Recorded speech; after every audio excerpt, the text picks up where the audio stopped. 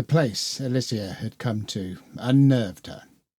She was not afraid of relating her failure within the ruins, for her patron was not of the ilk to punish gratuitously.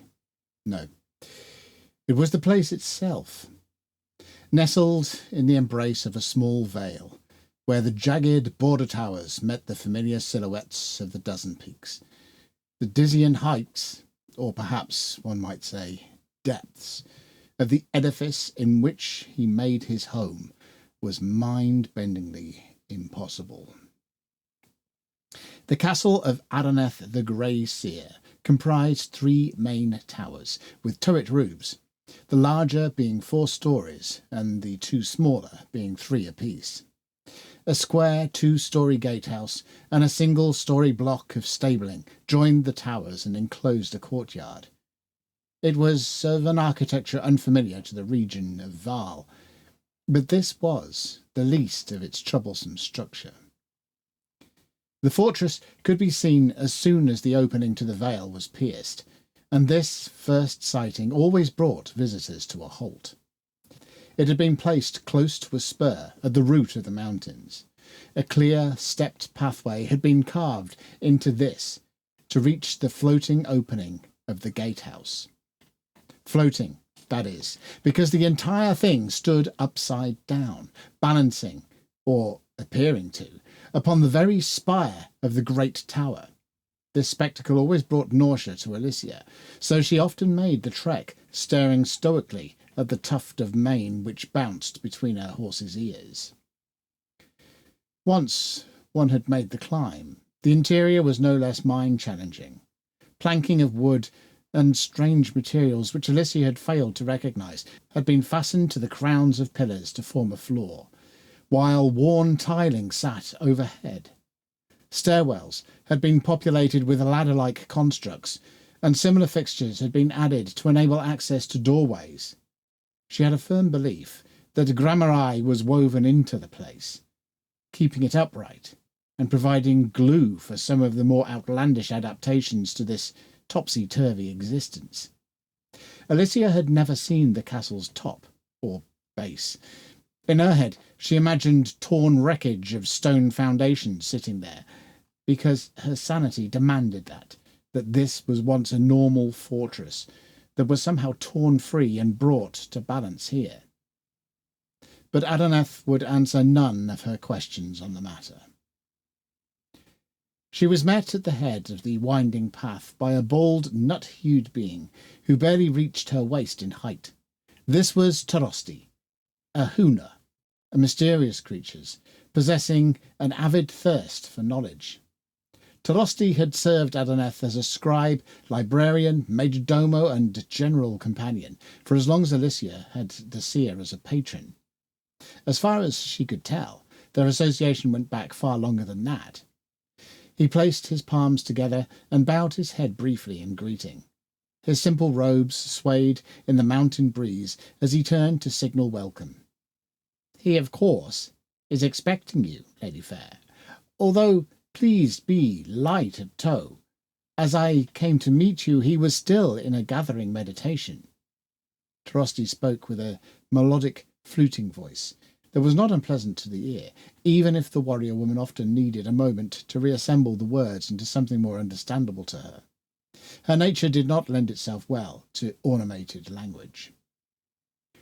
She let Tarosti lead the way through the gate with a nod, acknowledging his greeting and advice. Alicia was alone. Spake carried with him the hill folk's superstitions towards this valley, so she had left him to enjoy the taverns and amenities of Threst, a moderate town, constructed around a sheltered cove to the south of the great Baisti Lake. It had taken 6 days to reach the town from the ruin, pushing through the pitfalls and bogs of the Gorsan Heath, before finding easier going among the grassy foothills of the Dozen Peaks. A further 2 days' ride took Alicia along road and track to the bizarre site of Adoneth's abode. Tarosti resumed his oration of hospitality as they passed through the inverted arches of the castle's entrance. "I will fetch a goblet of fine array, for we have a piquant brew, gratefully received from our compatriots in Olb, that I believe will be to the Lady Fair's taste. Ammonon will ensure your fine steed is well catered. I know you have enjoyed the wheatbreads of Quernest. Alicia had never witnessed this Ammonon, but she had always found her horse well fed and expertly groomed following her visit here. As to the places Tarosti mentioned, she vaguely knew that they lay somewhere across to the west. All her mind really heard was wine and food. The Huna climbed the ladder leading from the gate hall to the lower or upper story of the castle's large tower. Despite the steps of the ladder being of a comfortable height for her, Tarosti ascended with a deft and grace that belied his stature. Beyond the portal and the descent of another set of makeshift steps lay a carpeted chamber. 3 couches of dark-stained wood were arranged before a large, many-paned window. A low table sat between these, upon which sat a silver decanter with matching tray. To the right loomed an ornate bureau, decorated with draconic figures whose tails entwined to form the desk's 4 legs. A similarly fashioned seat was behind this, almost throne-like. Wood panelling covered a straight wall to the rear of the chamber, bifurcating the tower's circular shell. The grey seer himself was seated on the floor before this vast piece of furniture, cross-legged with ancient hands draped over his knees. His eyes were closed, barely visible in the tangled mane of hair that spilled over the old man's dove-hued vestments. Alicia paused briefly in her descent as she noticed another occupant, one she was not familiar with. Standing just beyond Adonath was a severe man in azure raiment. He looked to be Haldunaic, with an olive tone to his skin, and well-groomed hair and moustache of deepest jet. He glanced at the entering pair, raising a finger to his lips in a request for silence before returning his gaze back upon the seer. Tarosti, in absolute quietude, ushered the Varoreni to the couches. Alicia seated herself, a concerned frown growing as she peered across the room between her patron and the stranger. She was unsure how much time passed, but Tarosti's hospitality had eased the weight. The wine and buttered warm bread the Huna had brought was as good as promised. Even now she sipped at the sharp, refreshing liquid as she watched shadows lengthen. Dusk was fast enveloping the chamber's inhabitants when the seer finally opened his eyes. Alicia and the stranger both approached the ancient man as he unfolded to rise. She shot the man in blue a dark look, making him pause. With a bow and an open-arm gesture, he gave way, and she bent to offer support to her patron. Adonath had already risen to his knees when he noticed the antics of the two. He raised a hand to stifle a low chuckle and allowed the girl to assist him to his feet. "My dear Pixie," he began, patting the hand that she had placed on his shoulder. She did not know how Adonath had formulated this address for her, and she sometimes found it annoying. "I am so terribly sorry about your expedition. It appears we underestimated with whom we were dealing." Alicia shook her head. "They were simple mercenaries. We should have reached their leader first. We had the room, but Adonath would not have it.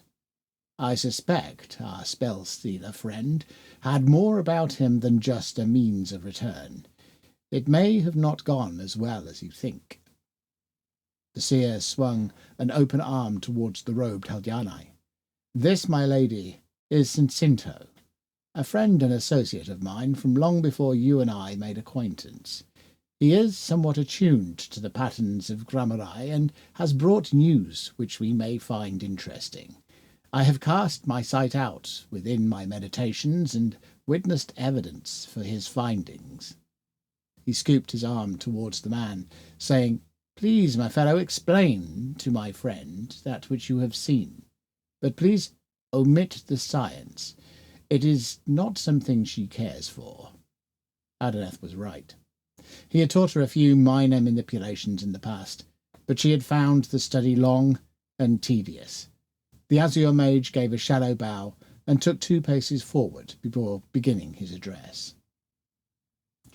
The patterns of energy we call grammari became focused and bright to me within the area of the ruin named Janathia, and with our best calculations at the time of your visit to that place, the focus briefly vanished, reappearing within the boundaries of the kingdom of Rengald. It remained there for 2 days, but since has been in movement. At this time, it follows a path northward, within the bounds of the Olkleinar steppe. Alicia frowned.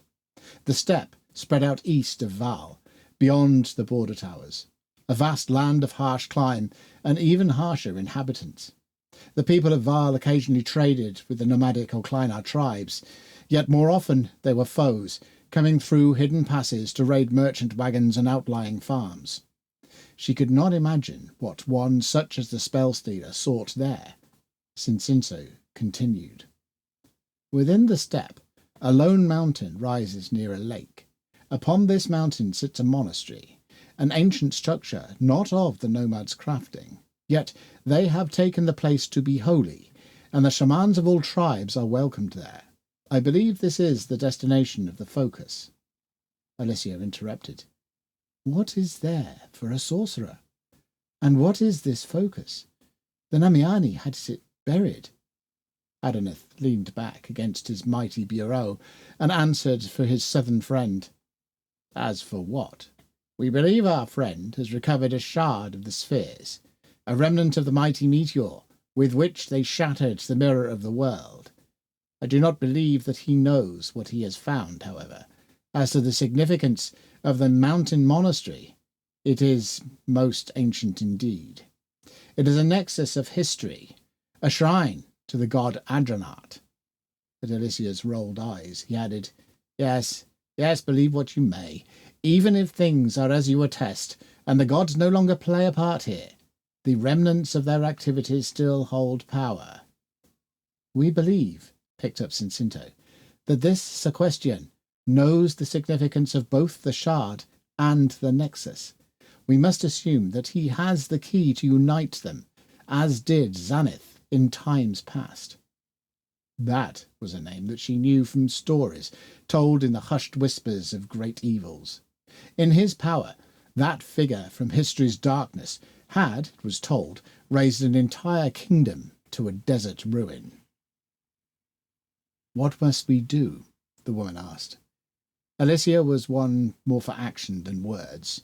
She felt that there was more these two would tell her, but it would be of little significance to her own endeavour. Adonath smiled wryly. The girl had become a ward to the seer of sorts, from the storm-streaked night that she had stumbled into his dale, drenched in the black blood of her family's killers. One day, he hoped, she would find some happiness that would melt this cold, blunt creature's heart. More than hoped, in fact, for he was not titled seer without reason. Preferably, intercept the shard and prevent it from ever reaching the monastery, he replied. Whether that is a possibility remains to be seen. The shard travels speedily, and my vision has spied sorcery at work in this. Do not assume the task is fit for but two. Alicia pondered. The Valorani are swift. They will help. But what of this sorcery? What if our foes can merely vanish again? At this, Cincinto folded his arms into his broad sleeves, his eyes glazing as if focusing afar. They will not, this time. This is the aid that I can offer to the task. The shard is clear to me within the patterns of the grammari. These I can manipulate to close them to passage. Her warrior's instincts made her eyes narrow and skin crawl. She had no love for sorcerers, and she now knew this one before her to be most potent among that ilk. Adonath felt her stiffen. Magic may not be to your thing, my pixie, but place trust in our friend. Do not cast him among the same swine as your spell-stealers and fire-scars. She accepted her patron's words, but felt little eased by them. Alicia remained a day and a night at the castle, where plans were made and messages sent out into the wind. Her return journey was pensive. the weight of the task heavy on her shoulders, and the trust handed to a remote sorcerer still bringing a ball of fear to her mind.